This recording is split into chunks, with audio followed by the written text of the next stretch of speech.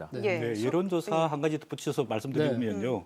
여론조사는 투표 결과하고 차이가 날 수밖에 없습니다. 왜냐하면은 여론조사는 투표일 이전, 10일 이전에 대부분 다 이루어지는 거거든요. 그렇죠. 그렇기 때문에 이 열흘 동안에 표심의 변화가 상당히 많습니다. 우리가 통계학적으로 분석을 해보면은 대부분의 유권자들이 일주일 정도 전에 80%가 표심을 결정하게 되는 거거든요.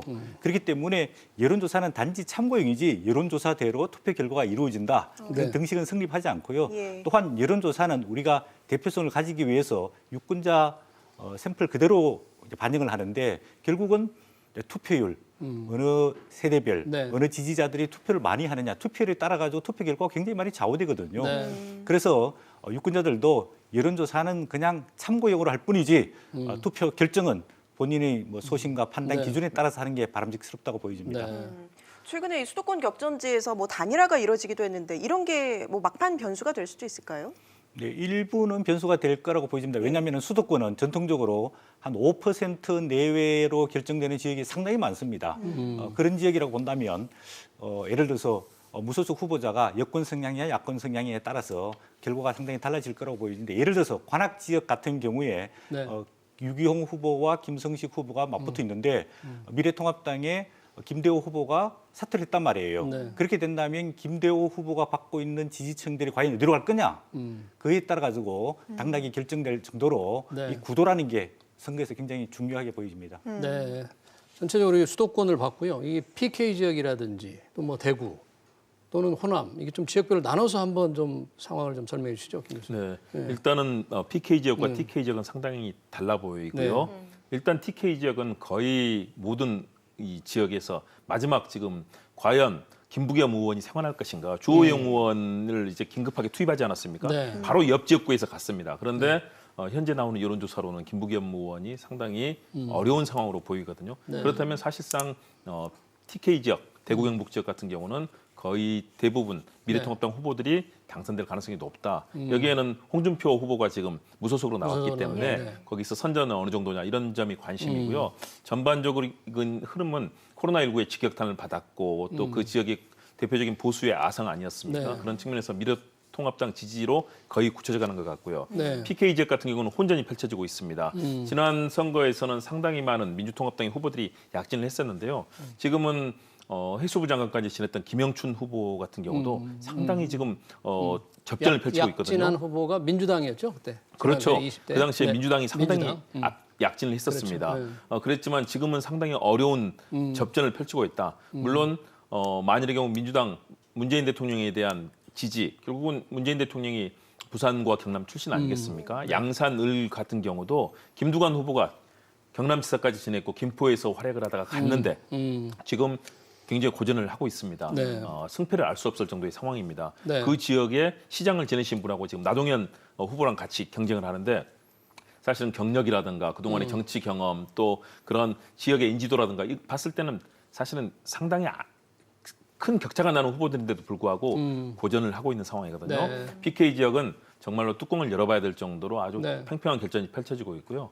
호남 지역은 민생당 후보들이 중진임에도 불구하고 생환이 불투명할 정도로 한두 명 빼고는 거의 다 지금 어려울 정도로 네. 민주당의 압승 분위기 쪽으로 호남 지역은 가고 있습니다. 네. 이런 전체적인 편차들이 있는데요. 네. 역시 중요한 것은 PK와 충청권이 결국은 캐스팅 보트 역할을 할 것으로 보입니다. 서 교수는 PK 지역이 뭐 관심인데 민주당이 조금 5세, 20대에서는 뭐 그럴 수 있겠지만 우세가 좀 이어질 수 있으려고 보십니까? 네.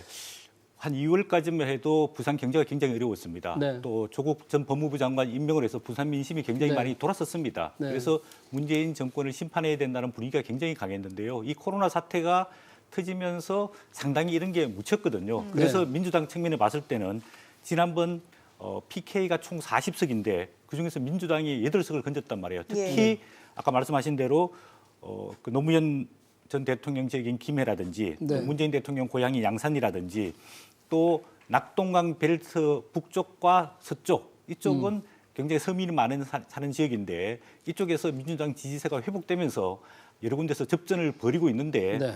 과연 부산에서 민주당이 5석을 지킬 거냐 또 경남 다 합쳐서 8석을 지킬 거냐 이게 이번 총선 승부의 굉장히 가름대가 될 것 같고 네. 이번 총선뿐만 아니라 다음 대선까지 이어지는 중요한 전략적 지역이라고 보여집니다. 연령층에 따른 유불리 상황도 좀 보겠습니다. 이번 유권자를 보면 이 30, 40대는 줄어들고 60대 이상은 좀 늘었죠. 맞습니다. 그러니까 30대 유권자가 지난번에 비해서는 110만 명 정도 감소를 했고요. 예. 60대 이상은 220만 명 가까이 이제 증가를 했습니다. 거기다가 60대 이상은 투표율도 높습니다. 어르신들께서 뭐 새벽부터 열심히 나와서 투표하시고요. 네. 그러나 30대, 40대는 투표율은 그에 비하면 상당히 낮은 수준이거든요. 예. 그렇다면 지난번 선거에 비해서는 역시 노년층의 이런 투표에서 영향력은 더 커졌다라고 보여집니다. 네. 대신에 전반적인 구도에서 봤을 때 아직은 그래도 30, 40대를 합치면요. 거의 37, 8% 정도의 그런 전체 비중이 있습니다. 네. 그런 측면에서 양측의 이 상황이 거의 노년층과 또 청년층이 비슷한데 결국 50대가 결국 결정하는 표심이 될 거고요. 네. 그리고 수도권 박빙 지역이라든가 이런 곳에는 이번에 18세, 10대 이 청소년들이 네. 처음으로 이제 유권자로 진입을 했습니다. 네. 50만 명이거든요. 예. 그렇다면 뭐 10표라든가 또는 50표, 100표 차이의 당락이 결정되는 곳에서는 네. 이런 50대와 10대 표심들도 상당히 중요하게 작용을 할 수 있습니다. 네, 네. 그런 측면에서 세대별 투표율 중요하고요. 과연 야권과 여권이 얼마나 자신들을 지지하는 그런 세대층을 많이 투표장으로 이끌어내느냐. 그래서 마지막으로 이렇게 캠페인들을 열심히 하고 있는데 네. 그 성패의 여부에 따라서 투표율을 어느 쪽이 더 많이 끌어올릴 수 있는 그런 역할을 하냐에 따라서 성패가 갈릴 것으로 보이기 때문에 투표율은 마지막까지 굉장히 중요한 변수가 될 겁니다. 예. 그럼 이번에 그 사전 투표가 뭐 투표율이 엄청 높았잖아요. 이 사전 투표가 높은 게 반드시 이제 본선거에 투표로 바로 이어지진 않겠지만 그래도 상당히 의미가 있었던 것 같아요. 박 교수님 어떻게 보셨습니까? 네, 저는 상당히 투표율이 많이 올라갈 걸로 올라갈 거다. 예상을 해볼 수 있겠습니다. 네. 왜냐하면 이번에 코로나19 사태로 인해서 사회적 거리 두기 하면서 사회적 이동이 거의 없었었거든요. 네. 해외여행뿐만 아니라 국내 여행도 없었단 말이에요. 대부분의 유권자들이 자택에서 이렇게 생활하고 있었기 때문에 투표를 반드시 해야 되겠다. 그래서 아무래도 사전투표도 많이 했고 아마 투표 당일날 4월 15일에도 상당히 많은 사람들이 투표를 할 것이라고 보여집니다. 우리가 역대 뭐 총선 투표율이 60.6%가 가장 높았는데 네. 지난 20대 때는 58%였거든요. 네. 이런 측면에서 보자면은 아무래도 투표율이 이번에는 한 60% 이상으로 올라가지 않을까. 만약 그렇게 될 경우에 그러면 진보 정당이 유리할까 아니면 보수 정당이 유리할까. 그것도 아까 우리 김홍국 교수님 말씀하신 대로 대부분 30대, 40대들의 투표율이 올라가게 되면은 진보 정당의 득표율이 올라가게 되고 예. 네. 50대, 60대, 70대 유권자들의 투표율이 높으면은 보수 정당이 유리하다고 통계학적으로는 볼 수 있는데 예. 과연 반드시 그럴 거냐 이거는 네. 나중에 뭐 개표를 해봐야 알지 않을까 보여집니다. 네. 투표율과 관련해서는 저는 예.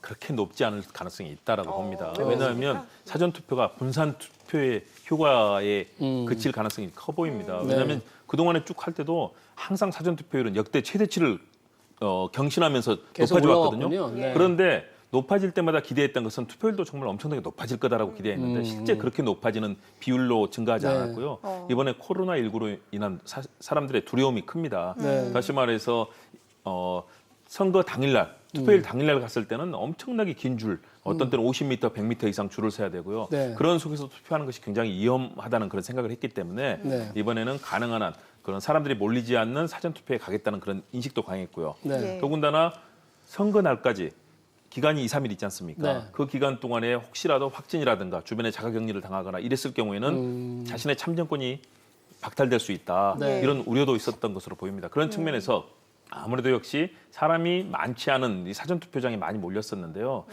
그동안의 전례라든가 흐름들을 봤을 때는 높아지더라도 소폭 높아질 거다.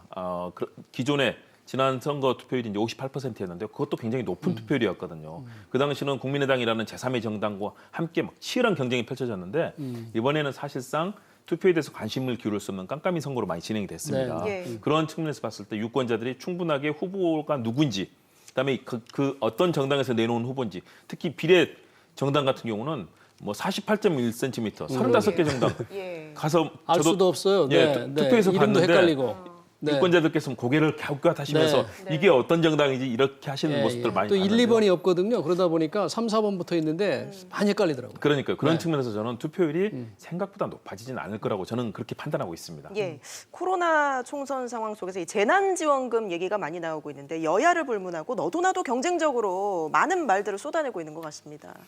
네, 문재인 대통령이 3차 비상대책회의 때 소득분이 70% 이하의 최대 네, 100만 원씩 네. 뭐 이제 재난 긴급 구호금을 지원하겠다라고 발표하게 되면서 논란이 상당히 많았습니다. 네. 기준이 과연 왜 70%냐?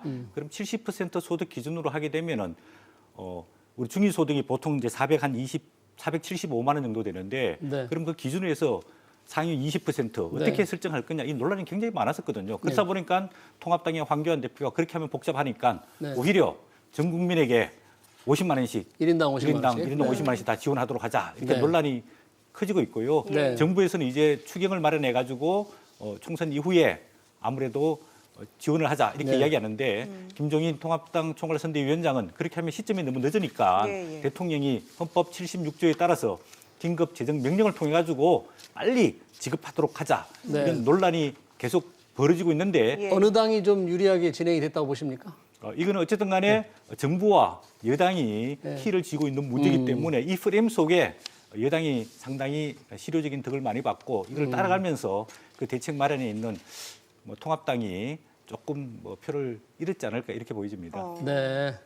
그러면 저희가 뭐 시간 관계상 마지막으로 이제 두 분께 네. 이틀밖에 안 남았으니까 좀 공정하고 합리적으로 한번 그 득표수를 좀 예상해서 우리 시청자들이 좀 참조가 될 수 있도록 우리 김홍국 교수님부터 한번 좀. 수를 예측하기는 쉽지는 않고요. 네. 그러나 지금의 흐름으로 봤을 때는 저는 여권이 이번 선거를 승리할 가능성이 높다. 왜냐하면 대통령 지지율, 여당 지지율 그리고 전반적으로 큰 실수라든가 이런 부분이 많이 나타나지 않았거든요. 그리고 현재까지 나타나고 여론조사라든가 종합적인 흐름을 판단해 봤을 때는 여권을 포함한 여권 성향의 정당까지 포함했을 때 과반수 이상은 득표할 가능성이 높다라고 보여지고요. 네. 미래통합당이 마지막까지 열심히 한다면 그 부분에서 어느 정도 만회하고 뭐 역전할 수도 충분히 있다고는 봅니다. 그런 측면에서 유권자들께서 뭐 막말하는 후보, 불법, 폭력, 전과 3분의 1이 전과자입니다. 네. 이번 후보자들 중에 그런 후보들 잘 골라내서 좋은 후보를 뽑으신다면 어느 쪽이 승리하더라도 대한민국을 위해서 의미 있는 역할이 될 것이기 때문에요. 마지막 총력전을 여야 모두 펼쳐주시기를 기대합니다. 네, 서 교수님 어떻게 평가 예상하십니까? 아직 이제 투표 3일 전이기 때문에 저는 부동표가 한 10% 정도 있다고 생각이 듭니다. 네. 물론 이 중에서 투표하실 분들도 있고 투표하지 않으실 분들도 있는데 만약에 10%가 다 투표를 한다면은 지금의 분위기가 상당히 많이 바뀌지 않을까 그런 생각이 듭니다. 예를 들어서 아까 말씀하신 대로 2016년 종로 선거 때 오세훈 당시 새누리당 후보가 15% 앞서고 그렇죠. 있다가 네. 결과에서는 12.9%로 졌단 말이에요. 그러니까요. 네. 이런 이제 분위기 결국은 유권자들의 마지막 표심이 어떻게 결집돼 가지고 어떻게 심판하느냐 네. 이 부분이 이번 총선의 전반적인 분위기를 판가름할 것 같습니다. 예, 알겠습니다. 오늘 두 분 말씀 여기까지 듣도록 하겠습니다. 지금까지 서성교 건국대 초빙 교수 또 김홍국 대진대 개건 교수 두 분과 함께했습니다. 고맙습니다. 고맙습니다. 감사합니다.